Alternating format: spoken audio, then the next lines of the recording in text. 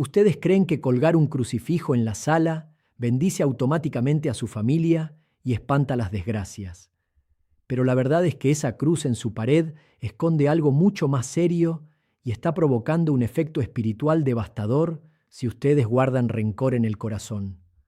Mi nombre es Padre Miguel Fortea y hoy necesito hablarles de algo que la mayoría de los católicos ignoran sobre el peligro de tener imágenes sagradas en casa. Suscríbanse a este canal. En un mundo lleno de confusión espiritual, necesitan un lugar donde la doctrina se diga sin miedo a incomodar. Quiero que me escriban en los comentarios si alguna vez han sentido que, a pesar de rezar tanto, la paz no llega a su hogar, porque hoy van a entender la razón oculta. Fíjense muy bien en su propia casa. Tienes un crucifijo enorme colgado en la sala de tu casa o en el pasillo, pero llevas 5 años sin hablarle a tu propio hermano por un problema de tierras o por una herencia mal repartida. ¿Se dan cuenta de la profunda hipocresía espiritual en la que vivimos inmersos todos los días? Entramos y salimos de nuestras propias casas persignándonos frente a una imagen de Cristo agonizante, pero llevamos el alma podrida por el rencor. Nos hemos acostumbrado a una religión de escenografía.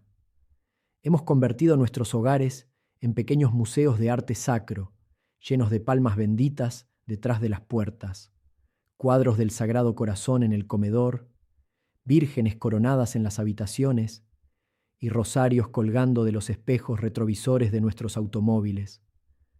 Pero no nos hablamos, no nos perdonamos, no nos soportamos. Y luego, cuando las desgracias tocan a la puerta, nos preguntamos por qué Dios no nos escucha. Ustedes, que ya tienen 50, 60 o 70 años, cargan con un dolor muy específico y muy profundo. Yo lo veo todos los días en la parroquia. Lo escucho en el confesionario hasta el cansancio. Vienen las madres, vienen las abuelas, con los ojos hinchados de tanto llorar, y me dicen: Padre, mis hijos ya no pisan una iglesia. Padre, mis nietos no saben persignarse y se burlan de mis devociones. Padre, mi familia se está desmoronando y yo ya no sé qué rezar para que vuelvan. Y sufren de verdad porque ustedes crecieron en un México distinto. Ustedes crecieron en familias donde la fe era el aire que se respiraba. Recuerden a sus propios abuelos. En aquellas casas antiguas, con patios de tierra o de baldosas gastadas, cuando los mayores pasaban frente al Cristo de la pared, bajaban la cabeza con reverencia. Había un temor de Dios que no era terror, sino un respeto absoluto por lo sagrado. La cruz presidía la vida, las decisiones, los sufrimientos y las alegrías de la familia. Hoy, todo eso se ha desvirtuado. Pensamos que clavar una cruz en la pared bendice automáticamente el hogar. Se equivocan trágicamente.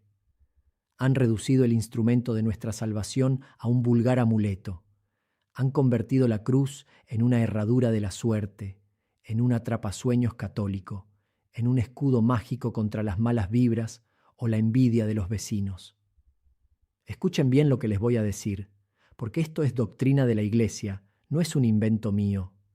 Si en una casa hay rencores guardados, si hay odios acumulados entre hermanos, si hay suegras que maldicen a sus nueras, si hay padres que humillan a sus hijos, esa cruz colgada en la pared no es una protección, es un juez. Es un juez silencioso e implacable que testifica todos los días contra la falta de caridad de quienes habitan bajo ese techo. Cada vez que pasas por el pasillo masticando tu veneno contra un familiar, el Cristo de la pared te está mirando, y su sangre derramada por el perdón de los pecados se convierte en la prueba de tu propia condena. Hemos construido verdaderas torres de Babel dentro de nuestros propios hogares. Piensen en el relato del libro del Génesis. ¿Qué fue Babel? No fue solamente un proyecto arquitectónico ambicioso, fue el orgullo del hombre llevado a su máxima expresión. Los hombres quisieron construir una torre que llegara hasta el cielo por sus propios medios, sin necesitar a Dios para hacerse un nombre famoso en la tierra. Y el castigo de Dios no fue destruirlos con fuego, sino confundir sus lenguas. Dejaron de entenderse. El que pedía ladrillos recibía agua, el que pedía cuerdas recibía madera. La soberbia destruye la comunicación. Eso es exactamente lo que pasa en sus casas cuando el egoísmo y el resentimiento toman el control. Viven bajo el mismo techo, comen en la misma mesa de madera, pero hablan idiomas distintos. El esposo habla el idioma de la exigencia, la esposa el idioma del reproche, los hijos el idioma de la indiferencia. Nadie escucha, todos gritan, todos exigen sus derechos. Todos quieren tener la razón. Y en medio de esa Babel doméstica, donde nadie se entiende porque todos están embriagados de su propio orgullo, cuelga un Cristo crucificado, mudo, ignorado por completo en su significado real. Para que la cruz actúe con poder en un hogar, se requiere un ayuno muy específico. Y no me refiero al ayuno de carne en los viernes de Cuaresma. Ese ayuno es necesario, es ley de la Iglesia, y hay que cumplirlo. Pero hay un ayuno mucho más doloroso y mucho más urgente que Dios les está pidiendo hoy. Es el ayuno de tener la razón, el ayuno del propio orgullo. Hace unos años vino a buscarme un matrimonio mayor. Llevaban casi 40 años de casados. Tenían hijos, tenían nietos. Para cualquiera que los viera el domingo en la misa de 12, parecían el matrimonio perfecto, siempre bien arreglados, siempre puntuales. Pero cuando entraron a mi oficina para pedir dirección espiritual, el aire se podía cortar con un cuchillo. El esposo se sentó en una esquina, con los brazos cruzados y la mirada clavada en el suelo, negándose a establecer contacto visual. La esposa se sentó frente a mí, apretando un rosario entre las manos con tanta fuerza que los nudillos se le ponían blancos. Me confesaron una realidad aterradora. Llevaban 7 meses durmiendo en camas separadas dentro de la misma habitación. 7 meses de silencio glacial. 7 meses de desayunar en la misma cocina sin dirigirse la palabra, pasándose la sal o el pan sin mirarse a los ojos. Y me contaron un detalle que me heló la sangre. Justo arriba de la cabecera de la cama de matrimonio, en esa misma habitación donde se respiraba el odio y el desprecio mutuo, tenían colgado un Cristo agonizante de madera tallada, inmenso, hermoso, una verdadera obra de arte que les habían regalado el día de su boda. Yo los escuché en silencio durante media hora. Escuché sus quejas. Escuché cómo se culpaban el uno al otro. Escuché cómo cada uno llevaba un registro exacto de las ofensas del otro, una contabilidad perfecta del rencor. Cuando terminaron de hablar, me miraron esperando que yo tomara partido. Esperaban que el sacerdote le diera la razón a uno de los dos.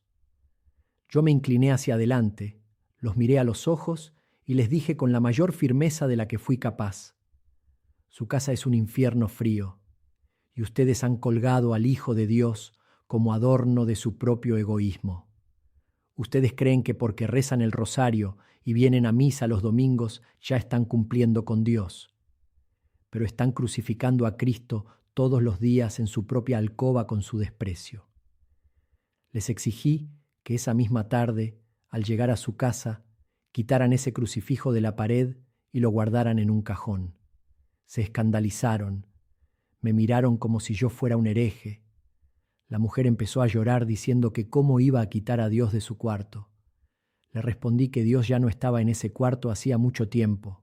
Les dije: mientras no estén dispuestos a ayunar de su deseo de tener la razón, mientras no se traguen el veneno de su propio orgullo y se pidan perdón de rodillas, ustedes no son dignos de tener la imagen del sacrificio supremo colgada en su pared. Así de simple, así de grave. No hay otra forma de decirlo. A veces pensamos que la fe es un analgésico, una pastilla que nos tomamos para no sentir dolor, y por eso nos refugiamos en devociones vacías, en rezos mecánicos, en novenas repetidas, sin cambiar el corazón. Pero el verdadero cristianismo exige sangre, exige la muerte del hombre viejo, Y hay alguien que entendió esto mejor que nadie, alguien que nos enseñó a someter nuestra voz, nuestro dolor y nuestro orgullo a la autoridad absoluta de la cruz. Y es precisamente la dueña de la devoción más grande de nuestro pueblo, la Virgen de Guadalupe. Nosotros los mexicanos nos llenamos la boca diciendo que somos guadalupanos. Tenemos su imagen en los mercados, en los talleres mecánicos, en las carteras, tatuada en la piel. Hacemos peregrinaciones kilométricas, cantamos las mañanitas el 12 de diciembre hasta quedarnos sin voz, quemamos toneladas de pólvora en su honor. Pero la inmensa mayoría de los católicos no tiene la menor idea de la profunda teología que esconde esa imagen sagrada estampada en la tilma de San Juan Diego. Y hoy quiero revelarles un detalle que el 90% de la gente ignora, un detalle que debería hacernos temblar de vergüenza la próxima vez que nos atrevamos a insultar a un familiar. Trasládense mentalmente al año 1531. Imaginen la situación de esta tierra. Era una verdadera Babel histórica, un choque brutal entre dos mundos.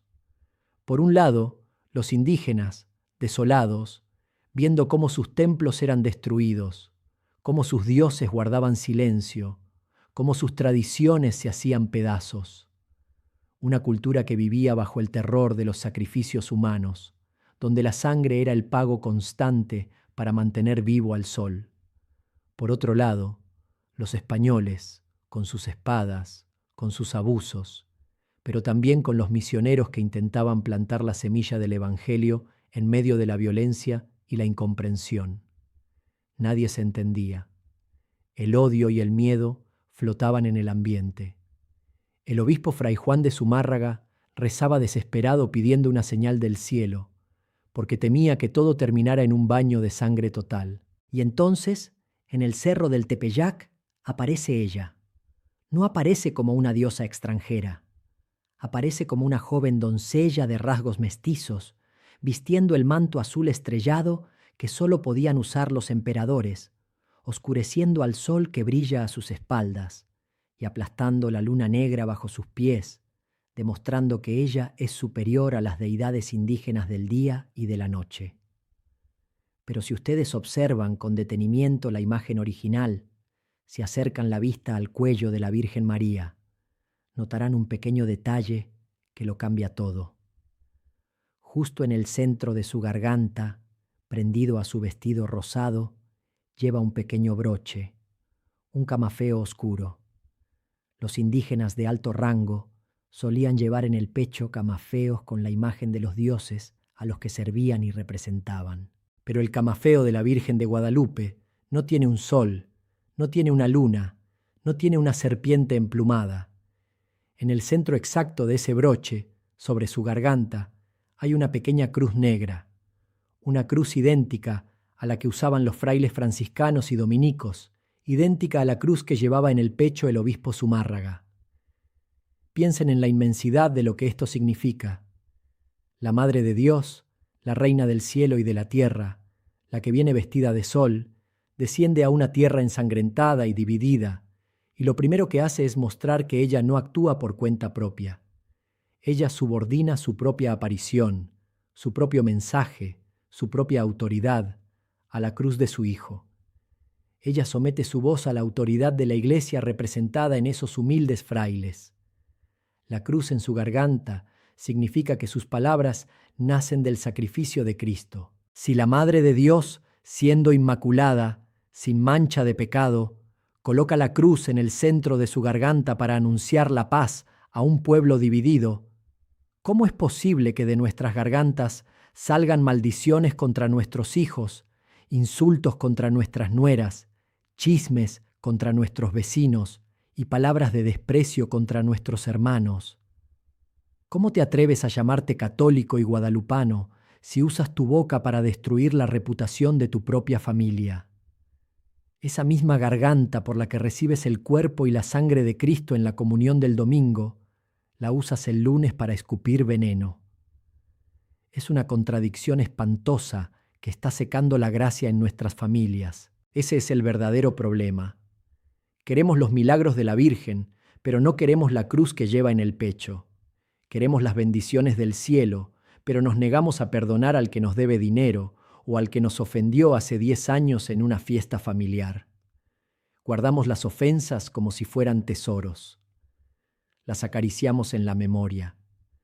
Las alimentamos en el silencio de la noche. Y el demonio, que es el padre de la mentira y el amo de la división, se ríe a carcajadas de nuestros rosarios vacíos y de nuestras procesiones hipócritas, porque sabe que mientras haya odio en el corazón, la gracia de Dios encuentra un muro de piedra impenetrable. Por eso hoy les voy a pedir una práctica concreta. No les voy a pedir que recen más oraciones largas, no les voy a pedir que enciendan más veladoras.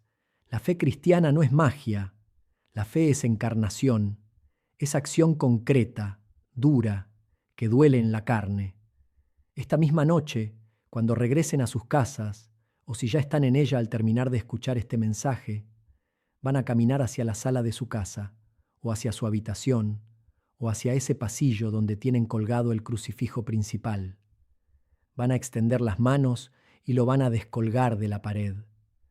Van a sentir el peso de la madera o del yeso en sus manos. Lo van a mirar de cerca. Van a ver el polvo acumulado en las llagas de los clavos, el polvo sobre la corona de espinas. Lo van a limpiar con cuidado, con reverencia, y luego lo van a poner sobre una mesa o lo van a guardar en un cajón. Y no lo van a volver a colgar en esa pared hasta que hayan levantado el teléfono y hayan llamado a ese hermano, a ese hijo, a ese cuñado o a ese amigo al que le retiraron el habla hace años. Y no me vengan con excusas baratas. No me digan que el otro tuvo la culpa. No me digan que ustedes fueron las víctimas. Al pie de la cruz, el único inocente era Cristo, y Él fue el primero en perdonar a los que le estaban taladrando las manos. Ustedes van a tragar saliva, van a vencer la resistencia brutal de su propio orgullo, y van a marcar esos números, o van a escribir una carta, o van a tocar a su puerta, y le van a decir, te perdono, o perdóname. Se acabó la guerra, se acabó el rencor. Su carne se va a resistir, su mente les va a decir que es injusto, que el otro se va a burlar, que van a perder su dignidad. Déjenme decirles algo sobre la dignidad. La única dignidad que tiene el cristiano es la de parecerse a su maestro. Y su maestro murió desnudo y humillado en un madero perdonando a sus asesinos. Todo lo demás es vanidad humana. Tienen que dar el paso. La fe se vive, no se inventa en la imaginación. Las intenciones no salvan a nadie. El infierno está empedrado de buenas intenciones y de perdones que se dejaron para mañana. Cuando ustedes hagan esto, cuando el orgullo se quiebre, cuando la lágrima caiga y el perdón se pronuncie de verdad, entonces experimentarán un milagro que casi nadie conoce hoy en día. Experimentarán el paso de Babel a Pentecostés. ¿Recuerdan lo que ocurrió en Pentecostés? Los apóstoles estaban encerrados en el cenáculo, muertos de miedo, desorientados, llenos de dudas. Eran hombres frágiles, pero estaban reunidos en torno a la Virgen María, estaban perseverando en la oración, y de repente un viento recio llenó la casa y lenguas de fuego descendieron sobre ellos. El Espíritu Santo los transformó, y el milagro más grande de Pentecostés no fue que hablaran cosas raras. El milagro fue que cuando salieron a predicar, judíos, partos, medos, elamitas, romanos, personas de todas las naciones y de todas las lenguas, los entendían perfectamente. Pentecostés es la curación de Babel. Donde el orgullo de Babel dividió las lenguas y destruyó la comunicación, el fuego del Espíritu Santo en Pentecostés restaura la unidad y hace que todos vuelvan a entenderse en el lenguaje del amor de Dios. Eso es exactamente lo que va a ocurrir en sus familias. Cuando la cruz vuelva a ser el centro del sacrificio personal, cuando el perdón limpie el ambiente, el Espíritu Santo va a descender sobre su hogar. La mesa del comedor, que hasta ahora ha sido un campo de batalla de indirectas y reproches, volverá a ser un altar de comunión familiar. Volverán a hablar un solo idioma. El aire pesado de la casa se va a limpiar. La paz, esa paz que el mundo no puede dar y que ninguna cuenta bancaria puede comprar, volverá a reinar entre ustedes. No podemos engañarnos más. No podemos exigirle a nuestros hijos y a nuestros nietos que vuelvan a la iglesia. No podemos pedirles que respeten a los sacerdotes. No podemos rogarles que se casen por el sacramento. Si ellos ven que nosotros, los mayores, los que presumimos de rezar el rosario y darnos golpes de pecho en la misa mayor, somos absoluta y totalmente incapaces de perdonar una ofensa. Los jóvenes no huyen de Cristo. Los jóvenes huyen de nuestra hipocresía. Huyen de una religión que no nos hace más humanos, sino más duros, más amargados, más críticos de los demás. Si quieren que su familia regrese a la fe, tienen que mostrarles una fe que valga la pena vivir, una fe que tenga el poder de curar las heridas más profundas del corazón humano. La cruz en tu pared no está ahí para decorar tu casa. Está ahí para recordarte cómo debes morir a ti mismo todos los días. Sin sacrificio, la fe es pura ilusión. Tómense un momento para asimilar esto. Dejen que esta verdad penetre hasta la médula de sus huesos. No busquen atajos espirituales, porque en el cristianismo no existen. Hoy, cuando terminen de escuchar esto, te vas a parar frente a esa cruz, antes de descolgarla. Vas a mirar a la Virgen dolorosa, que siempre acompaña al crucificado, y no vas a pedirle que cambie a tus hijos. No vas a pedirle que solucione tus problemas financieros. No vas a pedirle que castigue a los que te hicieron daño. Vas a rezar el Magnificat. Proclama mi alma la grandeza del Señor. Se alegra mi espíritu en Dios mi Salvador. Vas a rezarlo lentamente, saboreando cada palabra. Porque María, al pie de la cruz, viendo a su hijo destrozado, no exigió explicaciones, no maldijo a los soldados romanos, no reclamó sus derechos de madre.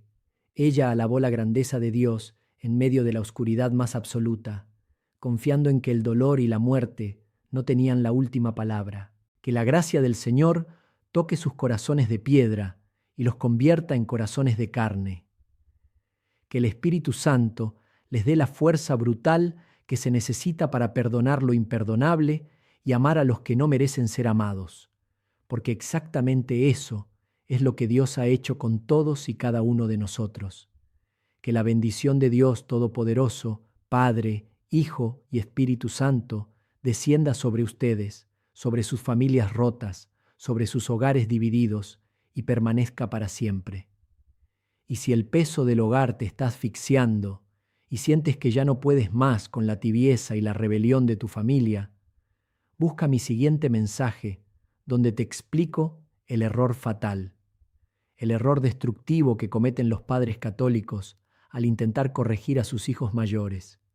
Que Dios te fortalezca.